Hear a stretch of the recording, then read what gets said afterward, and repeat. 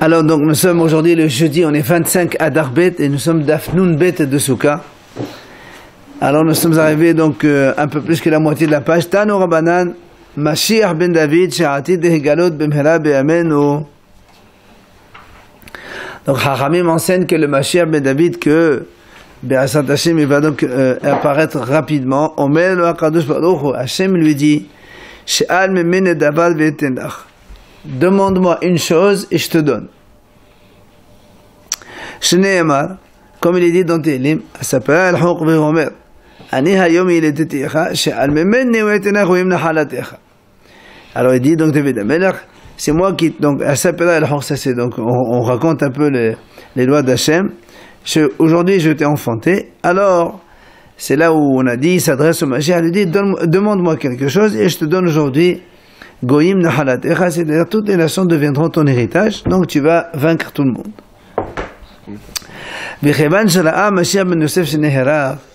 Et lorsque le Mashiach ben David, il voit que le Mashiach ben Yosef qui le précède, il est tué,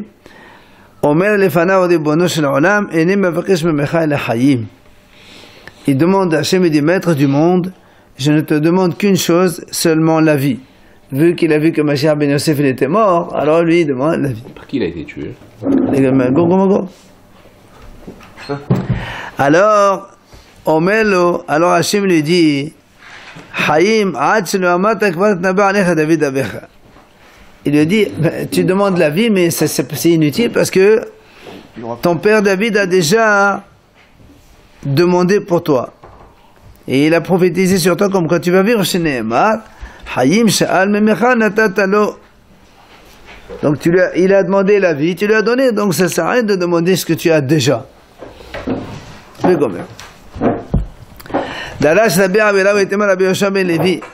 Certains disent que c'est Rabbi Yoshua ben Levi qui a dit cet donc enseignement. Le Yetzer Hara, il a 7 noms différents. HaKadosh Baruch Hu Qra'o Ra. Premièrement, Hashem, il a dénommé Ra, mauvais. Shene'emar, ki Yetzer Lev Ha'adam Ra Meneo Ra, ça c'est dans Bereshit. Ça c'est le premier prénom. Moshe, Qra'o Arel. Moshe, il a appelé le Yetzer Hara Arel. Shene'emar, Umaltem et Odlat Levavchem. Vous allez circoncire donc la Brit Mila de votre cœur. Donc c'est le Yetzer Hara qu'il faut donc en fait circoncire. C'est le Orla, donc c'est le deuxième prénom. David, Qra'o Tameh. David HaMelech, il a qualifié le Yetzer Hara de impur. Shene'emar, Lev Tahod Berali Elohim. Donc si David HaMelech demande à Hashem un bon cœur, un cœur pur, Hashem me donne, mais qu'elle a des katamé, donc il y a donc un cœur qui est impur, c'est le Yetzer Hara. Shelomo, le roi Shelomo, donc son fils, Qra'o Soné, il a appelé Soné, un ennemi. Shene'emar, comme il est dit donc, si ton ennemi est à faim, donne-lui à manger du pain. Et s'il a soif, donne-lui à boire de l'eau. Alors Rashi explique, si ton ennemi a faim, donne-lui l'ehem, c'est le hamash de Torah, c'est le pain de la Torah. Et s'il a soif, là aussi, c'est marqué, celui qui a soif, il n'a qu'à aller boire de l'eau. Et on parle bien sûr de la soif de la Torah. L'eau, c'est aussi la Torah. Dans ces cas-là, si tu fais ça, c'est comme si tu mettais sur sa tête des braises, et Hashem te payera. Ne dis pas Yishalem lach, il te payera, mais Yashlimennu lach. Ça veut dire qu'Hachem il te fera faire la paix avec lui. En tout cas, comme ça, au moins, il pourra plus t'embêter ce Yetzer Hara, si bien sûr tu étudies la Torah. Yeshaya, le prophète Yeshaya, Qra'o Mirshol, il a qualifié le Yetzer Hara de obstacle, un piège. Shne'emar, solo pano derech, harimu Mirshol mederech ami. Putain, de Kippour, je crois. Donc il a dit solo pano derech, c'est-à-dire donc essayer de frayer un chemin. Harimu Mirshol, enlever tous les obstacles donc de la voie de mon peuple, donc du chemin de mon peuple. Yehezkel Qra'o Even. Yehezkel, le prophète, il a qualifié le Yetzer Hara de pierre. Shene'emar v'hasidoti et lev ha'even mebesarchem j'enlèverai ce cœur de pierre de votre chair, les bassar, et je vous donne à la place un cœur de chair. Au lieu que ce soit un cœur de pierre, qui est dur et qui ne comprend pas, vous aurez un cœur de chair qui est donc mou, qui est tendre et qui est malléable. Absolument. Enfin, c'est le dernier, Yoel Karao Sephoni. Le prophète Yoel, il a qualifié le Yetzera de Tzfoni, le nordique. Pourquoi? Donc en vérité, c'est pas le nordique, Tzafon c'est le nordique, mais Safoun, dans Pesach, c'est celui qui est caché. L'état Sephoni, celui caché, qui est caché chez vous.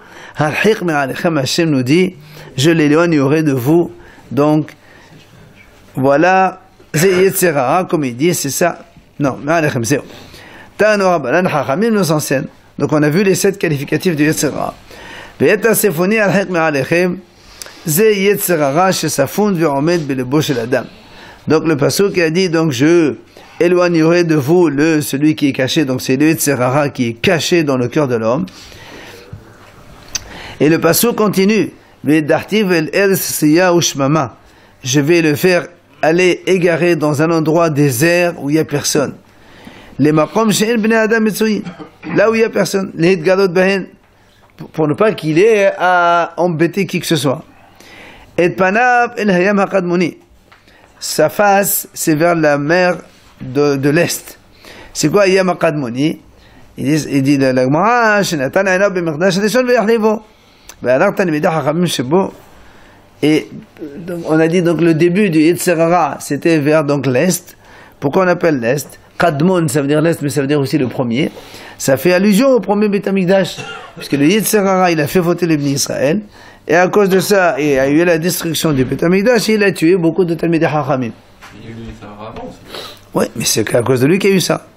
Vesofo el hayam haharon. Ça, c'est le pasuk qui dit ça. Sa fin, c'est vers l'océan, le dernier océan. C'est quoi ce dernier océan? C'est donc ça a fait allusion au deuxième Beth Amikdash, que aussi à cause de Yetzera, il a été détruit, et qu'il y a eu évidemment beaucoup de morts parmi les Talmidei Chachamim.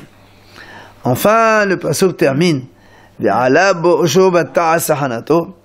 Et après lui, il a pourri, donc il devient pas, enfin il sent pas bon. Ça veut dire quoi ça?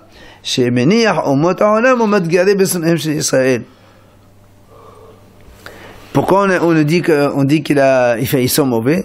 Parce que tout simplement, il laisse les goyim et il veut s'occuper que des bénis Israël pour les faire trébucher. Parce que il a fait plus qu'il ne le faut, c'est-à-dire il a exagéré. Le Yetzera, il fait tout pour faire trébucher le Ham Israël plus que tout le monde. Amal Abaye, non. D'accord, mais bon, il peut aussi faire trébucher les autres. C'est vrai. Amal Abaye, Talmidei Chachamim yoter mikulam. Et le Yetzera, il s'en prend Talmidei Chachamim plus qu'à tous les autres. Aux disciples de Torah, encore plus que tout le monde. Et Abaye nous raconte justement cette petite histoire. Amal Kehade Abaye, une fois Abaye, une fois il a entendu un homme qui parlait à une femme. Il lui dit, si tu veux bien, demain on voyage ensemble. On se lève de bonne heure et on prend la route ensemble. Alors quand il a entendu ça, Abaye, il a dit à Amar, ah ouais, si je les laisse, on va savoir ce qu'ils vont faire tout seuls. Alors je vais aller avec eux, comme ça au moins je serai le perturbateur là-bas. Azal Batraïot Lata passé Bagama. Non, Abaye. Abaye. Il a marché, il a roulé avec eux 12 km. À l'époque, c'est pas rien. C'est-à-dire donc 12 km, c'est un cheval ou à pied, mais en tout cas, donc c'était. Kaopal Shemeadadi. Sham'ainu Dekamri Wahina Dehaka Vesavatin Bessima. Ils sont arrivés à un endroit où ils devaient se séparer chacun à sa route. En fait, ils ont pris la route ensemble, mais bon, il y avait rien de spécial. Alors, ils se sont dit l'un de l'autre, notre voie, notre chemin, notre route, elle est lointaine, c'est-à-dire on doit se séparer maintenant. Mais ça va, t'es une bessima. Et c'est dommage que le fait qu'on était ensemble, c'était sympa, quoi. Mais maintenant, bon, tant pis, on va rentrer là, mais chacun rentre chez soi. Ils se sont séparés, effectivement. Bien sûr, sans faire le péché, bien sûr. Amar Abaye, Iman desani li hava la hava masevur menafshe. Abaye il a dit, si c'était moi, j'aurais jamais résisté. C'est-à-dire faire la route avec une femme et comme ça ne rien faire, ça, lui il aurait succombé à la faute. Abaye il dit sur lui, si c'était moi, ça veut dire quoi? C'est là où il montre que les Yitzhara, ils s'en prennent à Midar Haramim plus qu'à l'autre monsieur, il a rien fait, mais moi si j'étais là, j'aurais craqué. Azal ta'ala nafshe bi'ay bola dedasha ou mista'er. Il s'est mis à côté d'une porte et il a commencé à avoir de la peine. Comment lui il aurait craqué et quelqu'un d'autre non? Lui le grand Abaye. Il était triste. Hein? C'est quoi, c'est bien? C'est bizarre. Ah, mais c'est comme ça. Oui, mais le Yitzhara, il a plus d'armes. Eh oui, c'est ce qu'il lui dit. Ata haou, ça va. Et il est passé par là-bas. Hacham, ça je lui dis, t'inquiète pas, t'en allé. Kol agadol mechavero, yisro gadol hemenu. Il lui dit, plus on est grand, plus le Yitzhara il est grand. Donc c'est sûr que avec ce monsieur ça n'a pas marché, mais c'est vrai que ça, avec toi ça aurait pu. Tu aurais pu aller à la faute parce que le Yitzhara il était beaucoup plus grand. Amar Rabbi Ishaq, Yisro shel Adam mitgaber alav bechol yom. Rabbi Ishaq dit comme ça, le Yitzhara de l'homme, il prend des forces tous les jours. Chaque jour, encore plus fort. Shene'emar, rak ra kol hayom. Il est mauvais tous les jours. Tous les jours, il rajoute un peu de force. Amar Rabbi Shimon ben Lakish, Yisro shel Adam mitgaber alav bechol yom u'mevakesh lahamito. Le Yitzhara, donc, il prend des forces. Il s'endurcit de plus en plus chaque jour. Et en plus, il veut tuer l'homme. Shene'emar, Sofer Rasha la Sadir, on va cacher Hamito. Le Rasha, il regarde, il espère contre le Tzadik pour pouvoir le tuer, donc, dès que l'occasion se présente. Seulement, si ce n'est pas que Hachem nous aide, on n'aurait jamais pu, donc, le vaincre. שנאמר, השם לא יעזבנו בידו ולא ישענו בהשבתו. Donc c'est Hachem qui ne nous abandonne pas, il n'abandonne pas les Chachamim dans les mains du Yitzhara et il ne laisse pas faire la faute évidemment.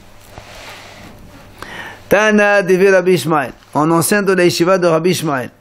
Et par Rabbi Menouvalze, si ce sot il te rencontre dans la rue, en parlant du Yitzhara bien sûr, Moshrehu le Bet HaMidrash, tire-le vers le Bet HaMidrash, amène-le vers la Torah, comme ça, im ebenhu nemoah, im bazelhu metpotzetz. S'il est en pierre, le Yitzhara, il va fondre, comme on a vu avec Rabbi Akiva que la pierre elle a fondu, et bien im bazelhu, si c'est du métal, il va exploser. Il explique pourquoi. Im ebenhu nemoah, pourquoi s'il est de pierre, il va fondre? Puisque la Torah, le passage qui dit, celui qui a soif, il va aller vers l'eau. Et la Torah elle est comparée à l'eau. Et dans l'histoire de Rabbi Akiva, on a vu que l'eau, elle a percé la pierre. Comme c'est le passage qui dit, Ortiv, Avanim, Shahaku, Mayim. Donc l'eau, elle a fait user la pierre. Maintenant, Im Barzelhu Mitpotzetz, s'il est en fer, il va exploser. Ortiv,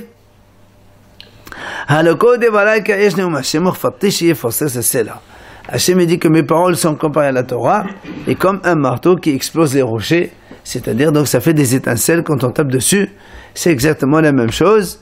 La Torah elle est capable de cela. Amar Rabbi Shmuel ben Nachmani, Amar Rabbi Yonatan. Il a dit Rabbi Shmuel ben Nachmani au nom de Rabbi Yonatan. Yetzedara mesito la adam ba'olam hazeh ou me'edalo la'olam haba. Qu'est-ce qu'il fait le Yitzhara? Il vient dans ce monde-là, il commence à séduire les gens. Et dès qu'il les a fait voter, hop, il monte là-haut, il dit Hachem, oui, je suis témoin. Celui-là, il a fait telle bêtise, telle bêtise, telle bêtise.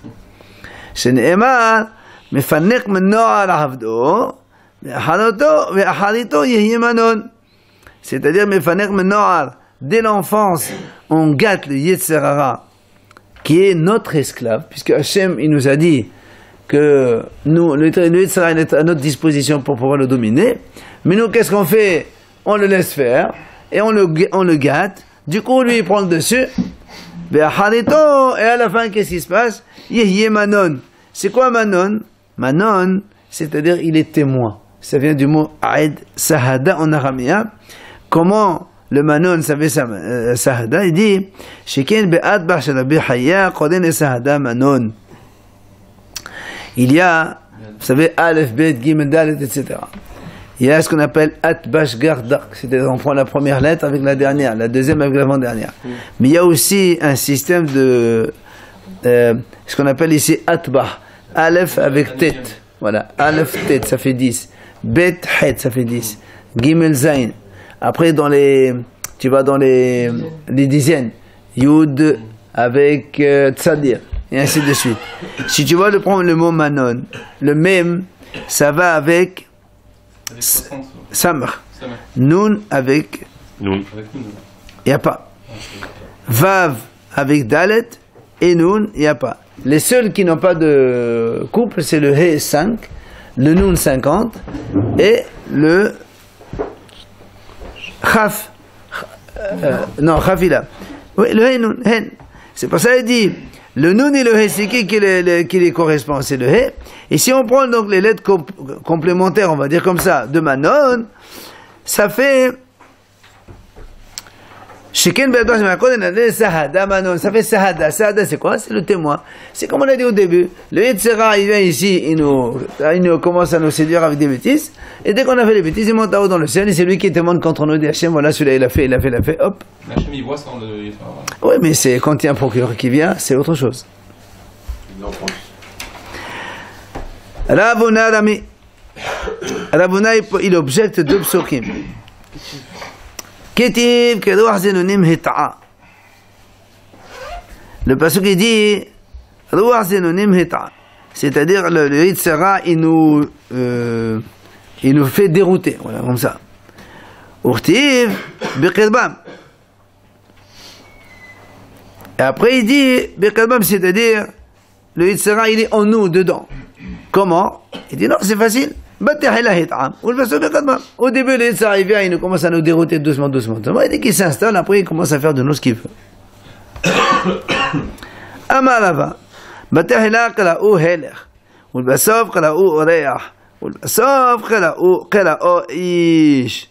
Ça, c'est l'histoire avec David Amelech. Vous vous rappelez que David Amelech, il a pris la femme de Uriah, Bathsheba.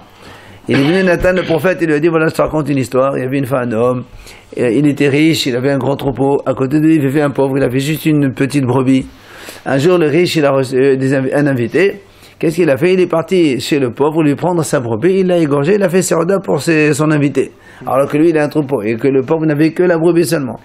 Entre parenthèses, il lui a dit, voilà, toi, tu pourrais prendre n'importe quelle fille d'Israël, tu es le roi, tu sais ce que tu veux, et tu as pris juste la femme de quelqu'un.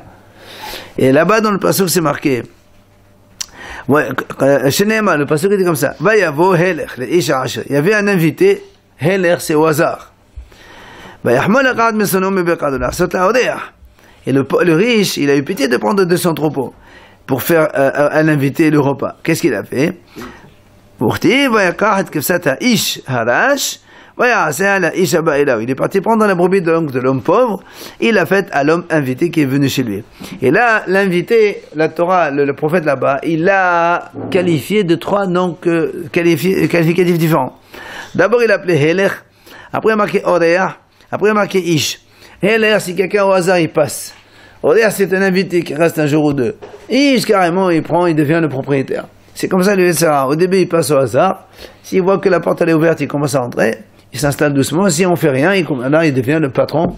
Et c'est lui qui va. Il parlait de trois personnes différentes. Non, c'est le même. C'est le même monsieur. C'est le riche qui a reçu un invité. Après, le riche, il est parti faire donc un repas à l'invité. Et après, le riche, il a reçu l'invité, etc. Et le même invité, il a été qualifié de trois noms différents. Ah, l'invité. L'invité. Amar Rabbi Yohanan. Il vient Rabbi Yohanan, on est dans la première grande ligne. Ever Katan Yeshlo la Adam. Un homme, il a un petit organe, qui est l'organe de la reproduction. Mar'ivo Saveya. Si tu la femme, tu es rassasié.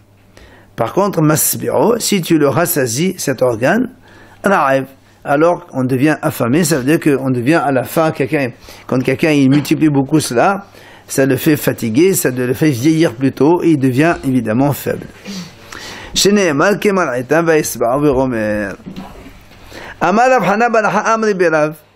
Dans la yeshiva de Rav, on a enseigné la chose suivante. Il y a 4 choses que Hachem regrette de les avoir créées. C'est quoi ces 4 choses? Galout, c'est l'exil qu'il a exilé Israël. Kasdim, ce sont ceux qui ont détruit le premier Beth Amikdash. Yishme'ilim, hein, d'accord? Et le Yetzer Hara, ce sont les 4 choses que Hachem a regretté d'avoir donc créé cela. Et il nous apporte donc un passouk pour chacun. Hein? Ishmaël. C'est Ishmaël. Galout. Dirtiv. Ve'ata mal lifon ne'om Hashem kelakah ami chinam. Hachem s'est dit, mais pourquoi comme ça on m'a pris mon peuple gratuitement en exil? D'accord? Et donc on voit bien que Hachem lui-même il s'est dit, mais pourquoi ça? Mouchlaou Yehele, l'Israël ils sont opprimés par leurs oppresseurs, etc. Donc on voit que Hachem regarde d'avoir fait amener cet exil-là. Kasdim, les Kasdim, donc ceux qui ont le Nebuchadnezzar, donc il vient de Kasdim là-bas. Dirtiv hen eres Kasdim zeha'am lohaya. Il dit la terre de Kasdim, on aurait préféré que ce peuple n'aurait jamais existé. Donc c'est le passouk qui dit ça, hein? Ah ça je sais pas, aujourd'hui il n'y a pas... Non, c'est pas ça. Kasdim ça n'existe plus ça. Ishmaelim, alors les Ishmaelim on a vu ça, Dirtiv, Isayo ahalim le shod adim uftohot de malgizel la ashad heve Eloh be'ado. Il s'est dit, Ishmaelim Ohalim, il parle ici des ceux qui ont des tentes, en général, ce sont les Bédouins, les paysans. Et donc ça fait référence aux Ishmaelim, qui là aussi, il dit, ce sont eux qui ont énervé Hachem, et Hachem regrette de les avoir amenés dans ce monde. Enfin, Yetzer Hara, Dirtiv, Va'asher hari'oti. Le Yetzer Hara que Hachem dit, j'ai mal fait. C'est-à-dire que j'ai mal fait d'avoir créé le Yetzer Hara. Voilà donc les 4 choses que avec les psukim, on voit que Hachem a regretté de les avoir créés. Amar Rabbi Yochanan. Il vient Rabbi Yochanan, il nous enseigne. El malé, shalosh meklaot alalu, netmot eto raglehem shesonehem shel Israël. Il dit Rabbi Yochanan, si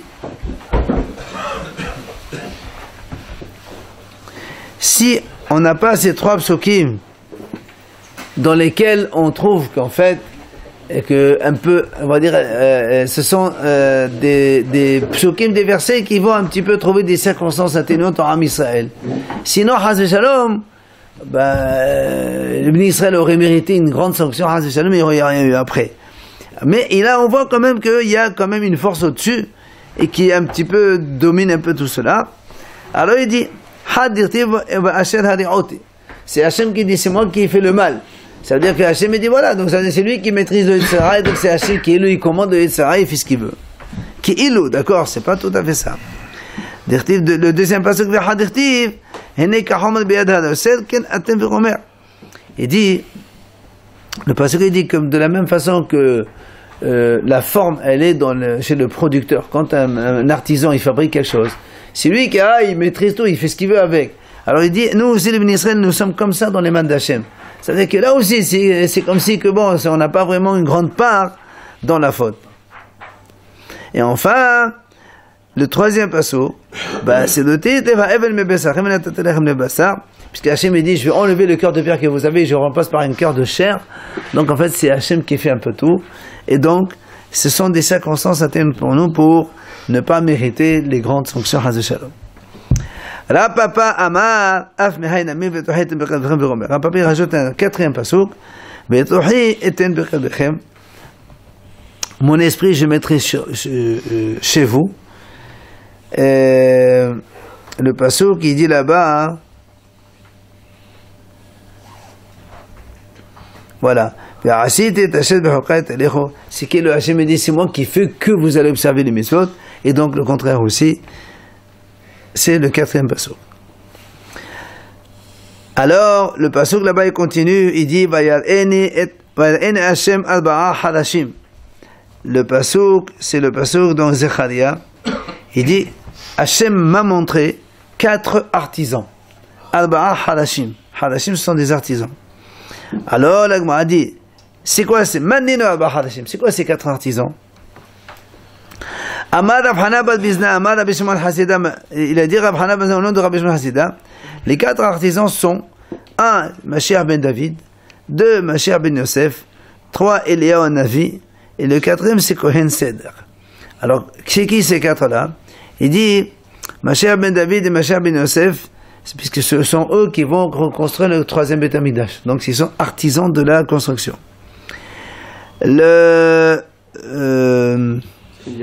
Eliyahu Navi, c'est lui qui a construit le Misbéach. Vous vous rappelez avec l'histoire du Mont Carmel, là-bas, avec les Baal, les prophètes des Vé'ah Baal, quand il leur a dit, voilà, ceux qui choisissent le Baal, ils vont faire là, il a pris les 2 bœufs, on l'a brûlé, enfin les autres ils n'ont pas réussi à le brûler, c'est lui qui a fait brûler, après il a dit Hashem Elohim, c'est l'histoire du Mont Carmel qu'il est connu. Donc il a construit là-bas le Misbéach. Eliyahu Navi. Le 4e c'est Kohen Sedek, c'est Shem, le fils de Noah, Omal Kesedek Melech Shalem. Alors il dit, il a construit la Teva de Noah avec son père. Donc ce sont les 4 Hadashim, donc artisans. Quoi? Hein? Les noirs, c'est vrai. Ben, apparemment il n'y a pas que ça qui compte. C'est quoi? Il dit parce que c'est lui qui est venu bénir Abraham Avinu quand au son retour de guerre, il a rencontré, etc. Donc il y a autre chose avec Abraham. Alors, mettez Rav Sheshet. Alors Rav Sheshet, il objecte sur cette explication. Et Ari, si c'est comme ça que ces 4 artisans, ce sont les 4 dont on vient de donner les noms, alors il dit c'est pas possible. Pourquoi? Ce sont les 4, on va dire, chefs qui ont dispersé Yehuda, qui ont exilé Yehuda. Il dit si c'est ça, c'est pas eux qui ont exilé, au contraire, ceux-là, Hané, les Shobahatou. D'accord? Comment tu dis que c'est les artisans, ce sont ceux-là, alors que là-bas, il y a marqué dans la suite du Passouk, ce sont les gens qui ont dispersé Yehuda en exil. Amale, Shafé les Sifet Akla. Il dit, regarde la fin du Passouk. Il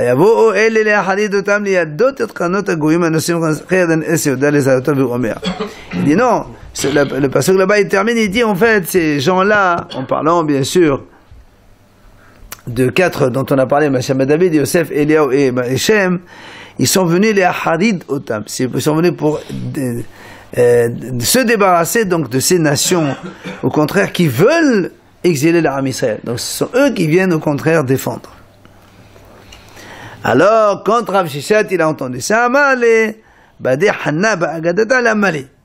parce que c'est Rav Hana qui a donné cette explication. Et Rav Sheshet lui a posé la question. Et comme Rav Hana lui a répondu, il a dit, Rav Hana, il est plus fort que moi dans la Haggadah, donc je n'ai rien à dire. Le pasuk dit,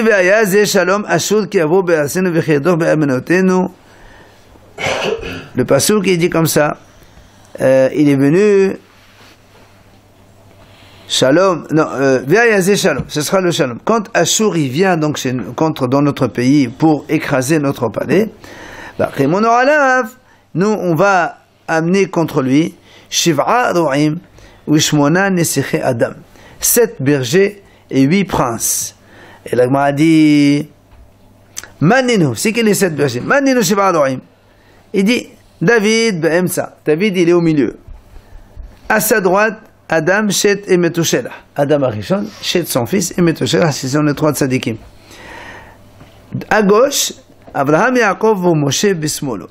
Abraham, Yaakov et Moshe à sa gauche. Rachid dit pourquoi il n'y a pas Yitzhak? Bonne question.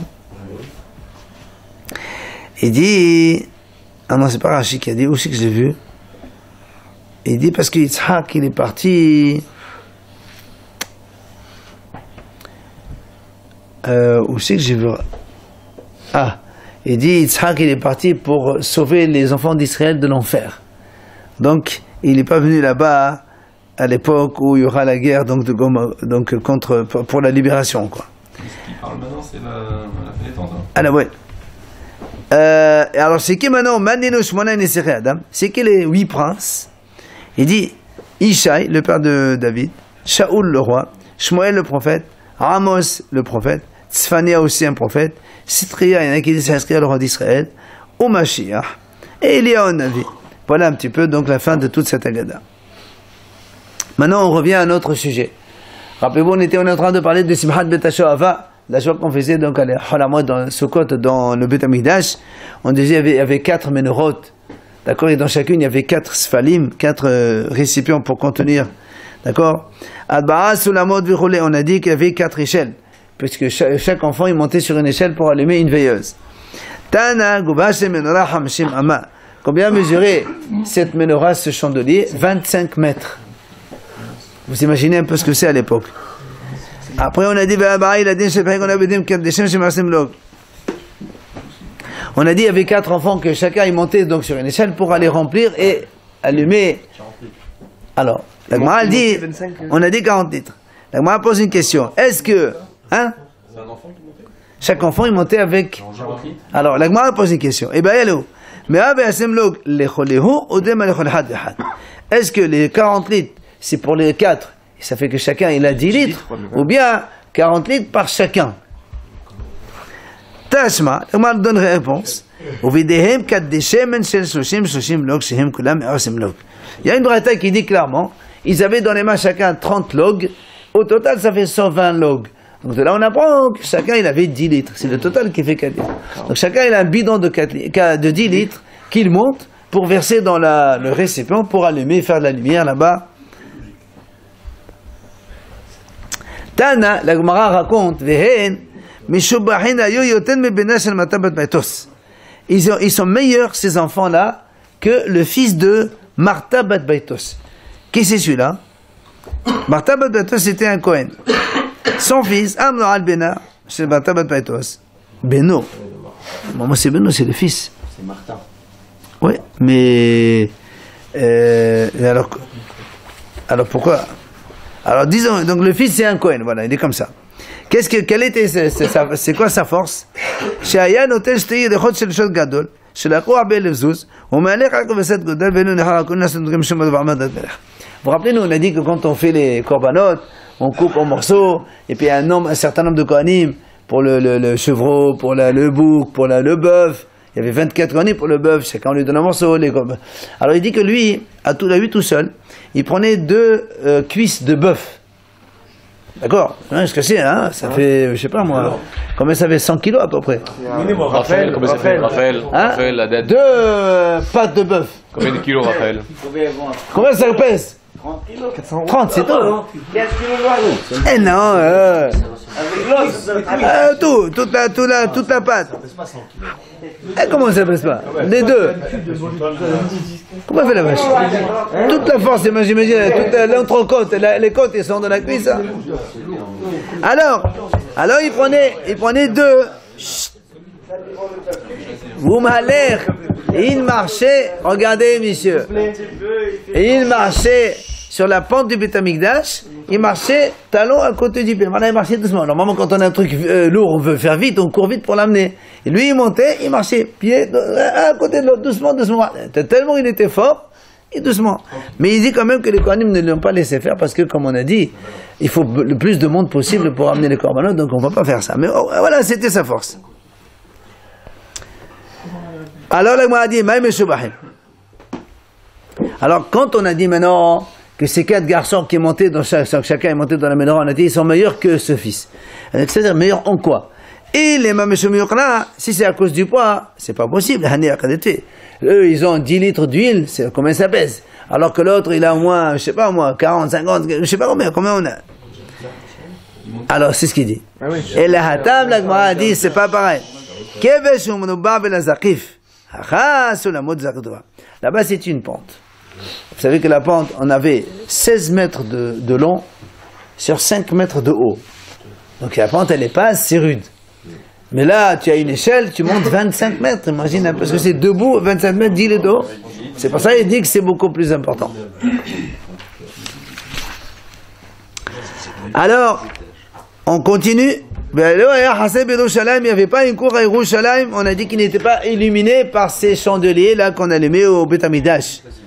Tana,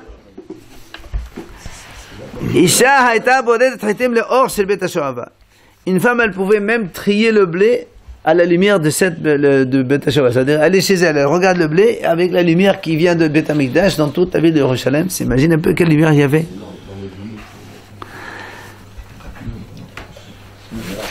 Hasidim et Anshe Maaseh, après on a dit donc les Hasidim et Anshe Maaseh chantaient, dansaient, tout ça et tout ça. Voilà. Alors, Tano Rabbanan, on va juste voir un petit extrait. Yesh me'en omrim, Asher yaldotenu shel Beishat zernoten.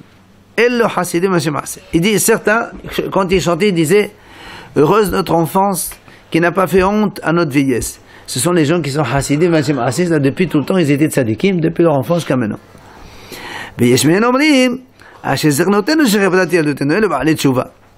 Et d'autres, ils disent, heureuse notre vieillesse qui a pardonné et qui a expié la faute de notre jeunesse. Ce sont évidemment tous les Baalei Tshuva. Eux aussi, ils chantaient et ils dansaient. Et le Baal Omrim, tous les deux chantaient, enfin tous les deux groupes, Ashremi Shelohata, heureux celui qui n'a pas fauté, ou Mishahata Yashuvim Hol. Et celui qui a fauté, ben, il n'a qu'à faire Tshuva, qu'Hashem lui pardonne sa faute. Tania, je pense qu'on va laisser ça pour demain pour, hein? Hillel, on parlera demain de Hillel, si tu veux. Qu'est-ce qu'il disait?